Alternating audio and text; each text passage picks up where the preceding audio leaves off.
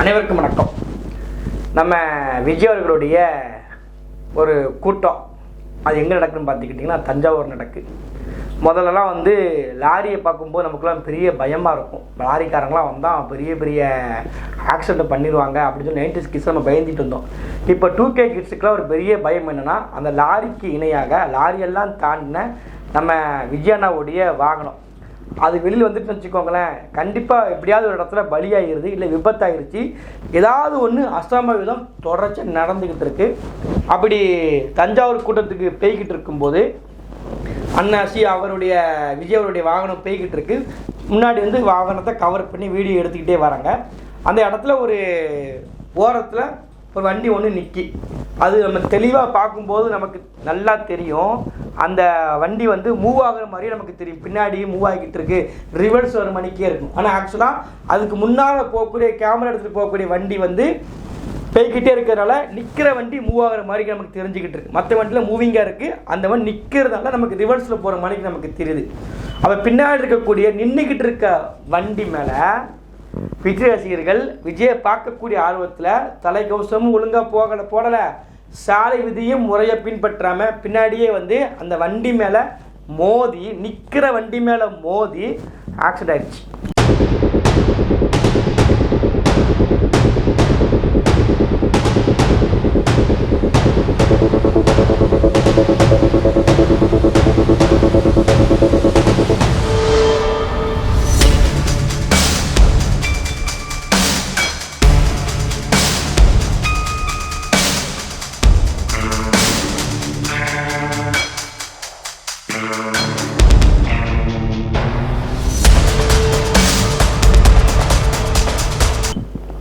இதில் வதந்தியை பரப்புறாங்க. வழக்கம் போல தாவைக்கா தற்குறிங்க. காவல்துறை அதிகாரியுடைய வாகனம் ரிவர்ஸில் வந்துருச்சு. இது திட்டமிட்டு ஏற்படுத்தப்பட்ட சதி.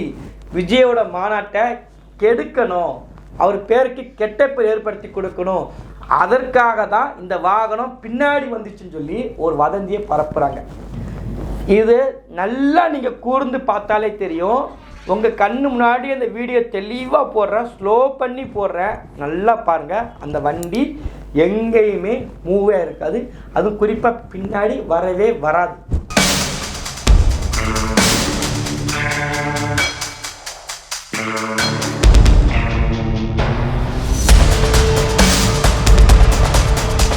இப்படி இருக்கும்போது நெட் இருக்குது, அதெல்லாம் தாண்டி ஏஏ வந்துருச்சு.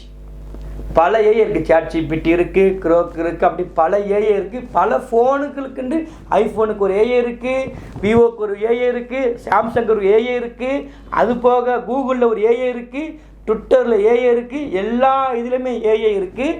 இதெல்லாம் தாண்டி விசுவலாக எல்லாமே பதிவாயிருக்கு. சதி நடந்துருச்சு அப்படிங்க.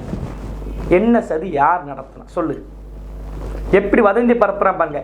நிற்கிற வண்டி மேலே இவங்க மோதிட்டு குடும்பம் பரிதவிக்கு. அந்த பாதிக்கப்பட்ட பையனுடைய அப்பா பேட்டி கண்ணீர் மல்க கொடுக்குறாரு. 2 பசங்க ட்வின்ஸ், விக்னேஷ், குமரேஷ் 2 பேருமே ஒரே கிளாஸ், ஒரே தான், ஒரே பிகாம் தான், 3rd இயர் தான் படிக்கிறாங்க.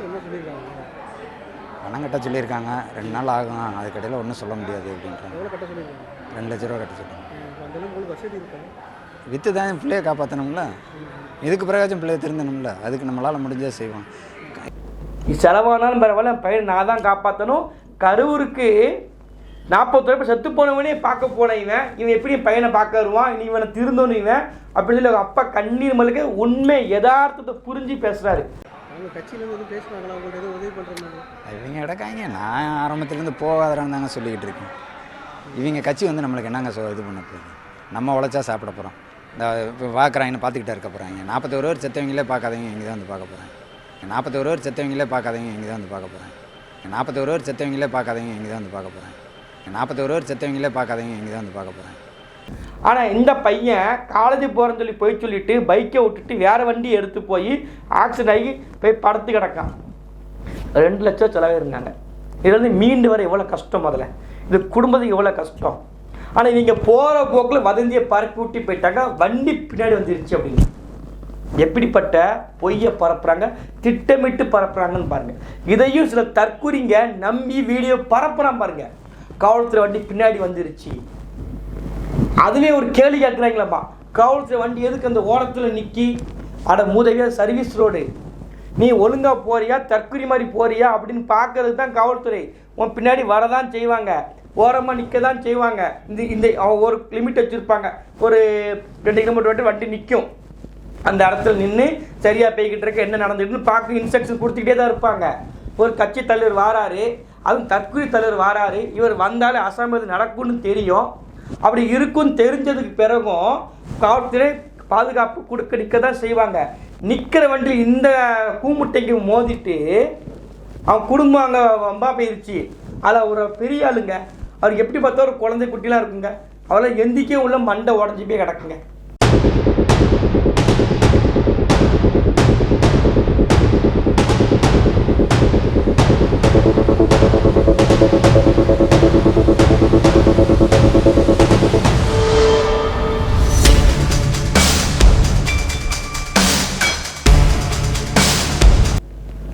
அவரை பார்க்க நமக்கு சங்கடமாக இருக்குது. நேராக போய் வண்டி விட்டு மோதி விட்டு இவங்க காவல்துறை பள்ளிய போகிறாங்க. சதி நடந்துருச்சுங்க. சரி, இது சதி நடந்ததாகவே இருக்கட்டுமே, சதியே கிடையாது, இவங்க சொல்லப்படி இருக்கட்டுமே. இந்த மாநாடு, இந்த கூட்டம் நடக்கும்போது, தஞ்சாவூர் கூட்டம் நடக்கும்போது தடுப்புச்சோறு உடச்சி போட்டு ஆடு மாடு கூட ஒழுங்காக போகும்.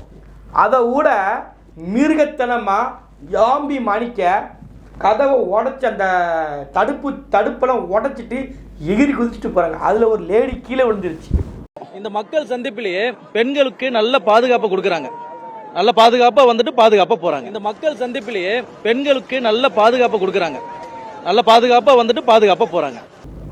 ஒருத்தர் எந்திக்கிறதுக்கு ரொம்ப கஷ்டப்பட்டு தூக்குறாங்க, திம்முன்னு வராங்க. இதில் ஒரு அசம்பிளி நடந்துச்சு, போலீஸ்காரங்க முறையாக பாதுகாப்பை கொடுக்குறாங்க. 5000 பேருக்கு அனுமதி கொடுத்தோம், இவ்வளோ பேர் எதுக்கு போலீஸ்காரங்க விட்றாங்கங்கிறாங்க.